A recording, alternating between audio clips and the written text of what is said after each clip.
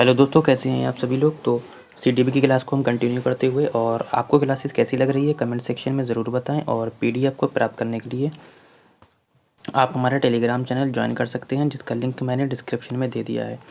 और अगर आप टेलीग्राम चैनल ज्वाइन करते हैं तो उससे और भी आपके फ़ायदे हैं, जिसमें आपको एंशिएंट हिस्ट्री और एवरेज की एक ई बुक, 2 ई बुक हैं जो मैंने अपलोड की हैं, और मॉडल पेपर सीटेट का अपलोड किया है।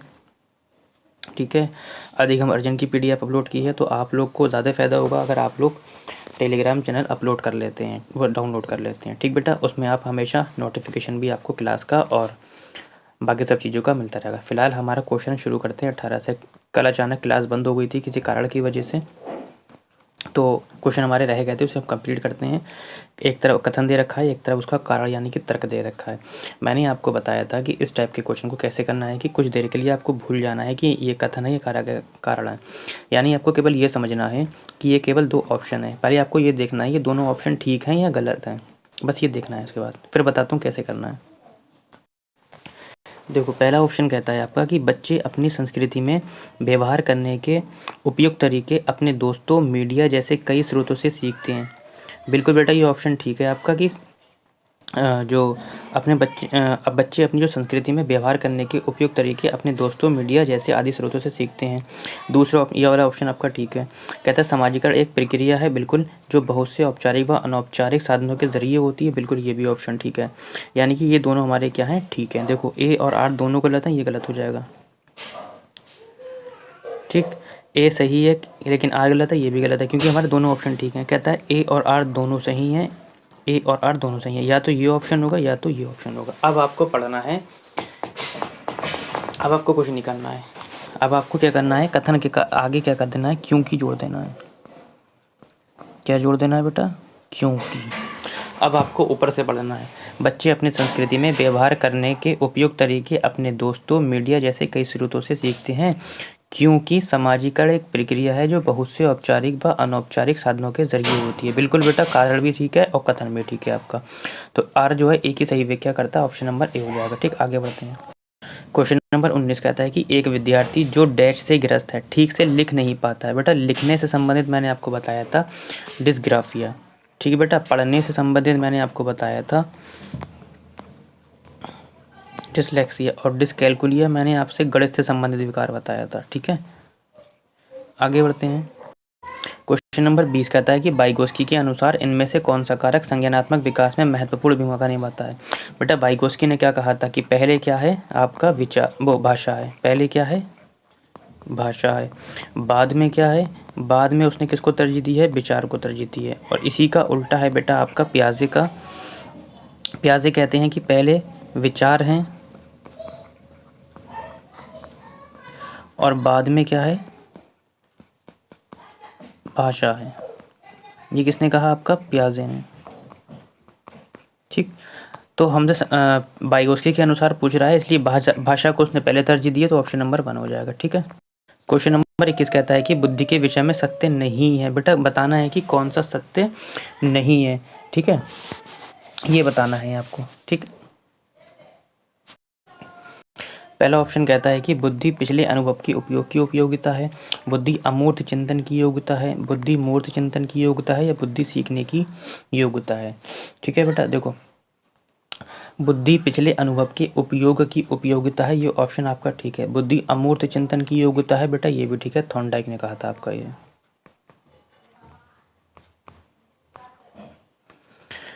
ठीक, जब बुद्धि मूर्त चिंतन की योग्यता हो गई है तो अमूर्त, वो अमूर्त की हो गई है तो मूर्त तो नहीं होगी ना, तो ऑप्शन नंबर आपका क्या हो जाएगा, 3 हो जाएगा। अभी बताता हूँ कैसे। बुद्धि सीखने की योग्यता है, बिल्कुल ये भी ऑप्शन ठीक है, ऑप्शन नंबर 3 हो जाएगा। देखो बेटा, बुद्धि मूर्त चिंतन की योग्यता नहीं है। बुद्धि को अधिगम की योग्यता कहते हैं, समायोजन योग्यता, निर्णय लेने की क्षमता इत्यादि के रूप में परिभाषित किया जाता है। बेटा, जिस प्रकार बालक के सीखने की गति अधिक होती है, उसका मानसिक विकास भी बेटा क्या होता है, तीव्र गति से होगा।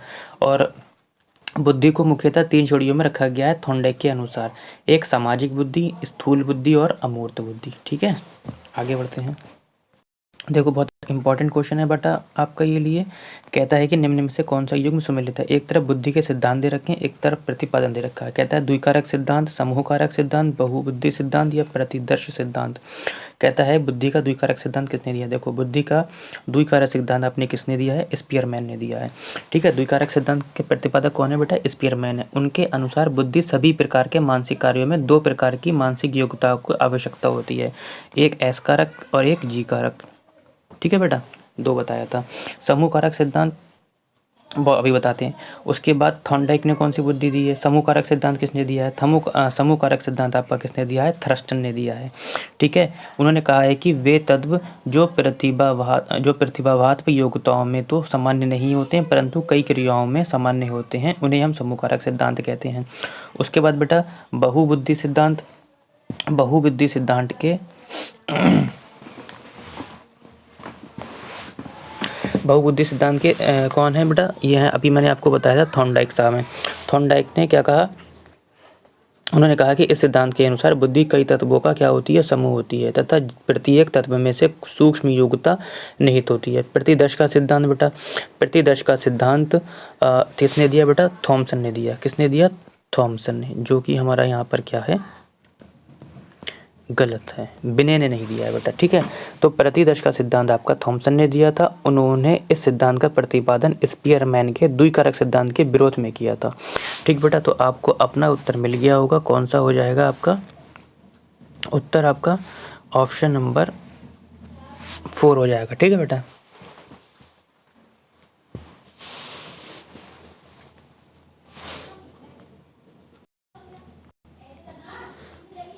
क्वेश्चन नंबर 23 कहता है कि डैश में से सामान्य विद्यालय में अधिगम असमर्थी अथवा अधिगम बाधित व सामान्य विद्यार्थी को एक साथ शिक्षा प्रदान की जाती है। बहुत ही अच्छा क्वेश्चन है, मैंने आपको पहले भी अच्छे से समझाया था। जिसमें ऐसी कक्षा जिसमें अधिगम, सामान्य, कुशाग्र बुद्धि, 140 बुद्धि वाले सभी बच्चे होते हैं, उसको हम क्या बोलते हैं बेटा, समावेशी कक्षा बोलते हैं। समावेशी शिक्षा की परिकल्पना इस संकल्पना पर आधारित है कि सभी बच्चे के विद्यालयी शिक्षा में समावेशन व उसकी प्रक्रियाओं की व्यापक समझ की इस कदर आवश्यकता है कि उन्हें क्षेत्रीय, सांस्कृतिक, सामाजिक परिवेश और विस्तृत सामाजिक, आर्थिक एवं राजनीतिक प्रतिक्रियाओं दोनों ही संदर्भित करके समझा जाए। ठीक है, यानी कि सभी बच्चों को एक साथ रखा जाए। ठीक, आगे बढ़ते हैं। देखो बेटा फिर से क्वेश्चन आ गया आपका, निम्नलिखित में से कौन सी अधिगम अक्षमता गणितीय, अभी मैंने आपको बताया था गणना करने में अक्षमता के प्रभावित करती है, तो गणितीय के लिए आ जाएगा आपका डिस्कैल्कुलिया, डिसलेक्सिया पढ़ने से संबंधित आ जाता है, डिस्ग्राफिया लिखने से संबंधित आ जाता है। क्वेश्चन नंबर 25 कहता है कि लेव-वाइगोस्की के सिद्धांत के अनुसार हमारी संज्ञानात्मक संरचनाओं की बनावट व हमारी संज्ञानात्मक प्रक्रियाओं में बदलाव किसके द्वारा होता है, इनाम के द्वारा, सांस्कृतिक उपकरण के द्वारा, स्कीमा के द्वारा या आपका संज्ञानात्मक द्वंद्व के द्वारा। तो 25 का आपको आंसर बताना है। ठीक है, देखो इनका एक पासवर्ड है सामाजिक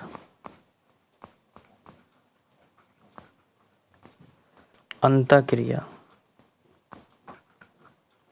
ठीक है, इनका एक पासवर्ड है सामाजिक अंतःक्रिया। देखो इनाम नहीं होगा, स्कीमा प्याजे का शब्द है इसलिए नहीं होगा, संज्ञानात्मक द्वंद्व भी प्याजे का शब्द है।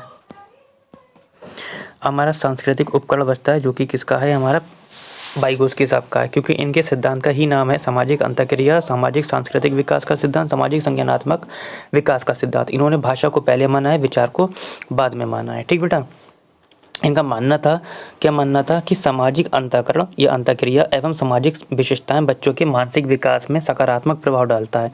इसी सामाजिक अंतःक्रिया के द्वारा बालक अधिगम के मार्ग पर अग्रसहित होते हैं। अग्रसहित यानी कि उनका वाइगोस्की कहते थे कि बच्चा जो है सामाजिक अंतःक्रिया के द्वारा सीखता है। इन्होंने खेल को महत्व माना है। ठीक है, कहता है मूल्यांकन का उद्देश्य क्या है, कहता है अधिगमकर्ताओं में असफलता का डर पैदा करना। ये तो नेगेटिव ऑप्शन है बेटा, ये कट जाएगा भैया। अधिगम मूल्यांकन का मतलब ये थोड़ी ना है कि जो अधिगम करता है बच्चे हैं उनके अंदर असफलता का डर पैदा करना, नहीं बेटा।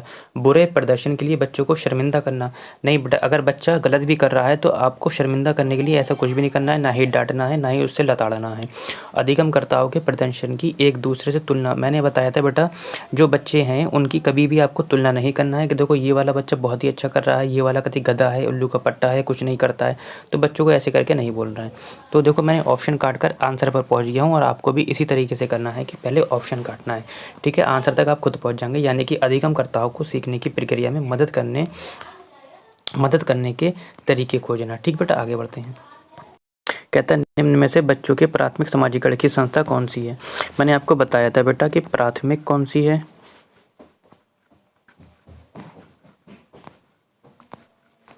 और द्वितीय कौन सी है।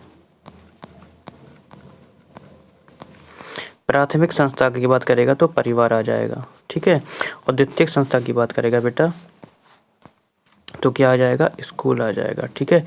मैंने आपको ये भी बताया था कि अगर परिवार के साथ कुछ भी शब्द जुड़ा हुआ है तो वो भी प्राथमिक के अंतर्गत ही आएगा, और स्कूल के साथ प्लस जो भी जुड़ा हुआ होगा वो भी आपका किसके अंतर्गत आएगा, द्वितीय कारक के अंतर्गत आएगा। फिलहाल हमसे प्राथमिक समाजीकरण का कारक पूछा है तो हो जाएगा परिवार, ठीक है बेटा, आगे बढ़ते हैं। कहता है कि अक्षरों की एक लंबी श्रृंखला को यादगार और सार्थक भागों में समूहित करके याद रखने की रणनीति क्या कहलाती है। कहता है समावेशन कहलाती है, खंडीकरण कहलाती है, अनुबंधन कहलाती है, अधिसंज्ञान कहलाती है। बेटा देखो, अक्षरों की एक लंबी श्रृंखला को यादगार और सार्थक भागों में समूहित करके याद रखने की रणनीति बेटा क्या कहलाती है, खंडीकरण कहलाती है। इसमें होता क्या है बेटा, इसमें अक्षरों को एक लंबी और सार्थक श्रृंखला में व्यवस्थित किया जाता है जिससे इसे याद रखने में आसानी होती है। शब्दों को अलग अलग खंडों में व्यवस्थित करने के कारण इस प्रक्रिया को बेटा क्या कहते हैं, खंडीकरण बोलते हैं, ठीक है बेटा। समावेशन शब्द आपका प्यासे का है जो कि इससे रिलेट नहीं करता है, ठीक है बेटा। और अनुबंधन भी हमारा किसका है, कोहल वर्ग बंडूरा का है, ये भी इससे मेल नहीं खाता है, ठीक है। क्वेश्चन नंबर 29 कहता है कि किस अवस्था में प्रतीकात्मक खेल बढ़ता है तथा संज्ञानात्मक विकास को समर्थन देता है। शैशवावस्था में, मध्य वाली अवस्था में, प्रारंभिक वाली अवस्था में या किशोरावस्था में। ठीक है बेटा, देखो प्रारंभिक वाली अवस्था में प्रतीकात्मक खेल बढ़ता है, ठीक है। और क्या होता है, तथा संज्ञानात्मक विकास को समर्थन देता है। 3 से 8 वर्ष की आयु तक की अवस्था प्रारंभिक वाली अवस्था कहलाती है। कहाँ से, 3 से 8 वर्ष की आयु क्या कहलाती है, प्रारंभिक वाली अवस्था कहलाती है। इस अवस्था में आयु के विकास की दृष्टि से खेल आधारित गतिविधियों में उचित कार्यक्रम, पारस्परिक क्रियाओं तथा अनुभवों से बच्चों को सर्वांगीण विकास होता है बेटा, ठीक है। संज्ञानात्मक विकास जैसे कि आपका संज्ञान विचार हो गया, अनुभव हो गया, ज्ञानेंद्रियों के माध्यम से ज्ञान प्राप्त करने। जैसे कि अगर आप लोग प्याजे को अच्छे से पढ़े हुए हैं तब भी प्याजे के अकॉर्डिंग उसकी उम्र के हिसाब से आप तब भी बाल्य अवस्था को पकड़ सकते थे, अगर आप प्याजे को अच्छे से पढ़े हुए हैं। क्वेश्चन नंबर 30 आखिरी कहता है, जब कोई बालक इस प्रकार सीखता है कि वे सीखे जाने वाली सामग्री के सार तत्व को एक नियम के अनुसार समझकर तथा उसका संबंध पूर्व ज्ञान से जोड़ता है तो क्या कहलाता है। बहुत ही प्यारा क्वेश्चन है, समझ गए होंगे। मैंने आपको बताया था बेटा कि रट्टा मारना कभी भी आ जाए आप उसको क्या करेंगे, गलत कर देंगे। यहाँ पे बेटा कोई खोजने की बात नहीं हो रही है, वो बच्चा क्या कर रहा है कि जो सीख चुका है उसको नियम के अनुसार समझ रहा है तथा पूर्व ज्ञान से जोड़ा रहा है। तो यहाँ पे अन्वेषण भी नहीं होगा। अब या तो अभिग्रहण कर रहा है या कि वो अर्थपूर्ण सीख रहा है। बेटा वो अभिग्रहण नहीं कर रहा है, ग्रहण तो कर ही रहा है लेकिन उसको अर्थपूर्ण तरीके से सीख रहा है, यानी कि ये वाला ऑप्शन इसके अंदर आ जाता है, यानी कि अर्थपूर्ण तरीके से सीख रहा है वो, ठीक है। जब कोई शिक्षार्थी बेटा इस प्रकार सीखता है कि वे सीखने वाली सामग्री के सार तत्व को एक नियम के अनुसार समझ करता था उसका संबंध पूर्व ज्ञान से जोड़ता है बेटा, तो उसे हम क्या बोलते हैं, अर्थपूर्ण सीखना कहते हैं। तो क्लास कैसी लगी, स्कोर लास्ट में ज़रूर बताएं।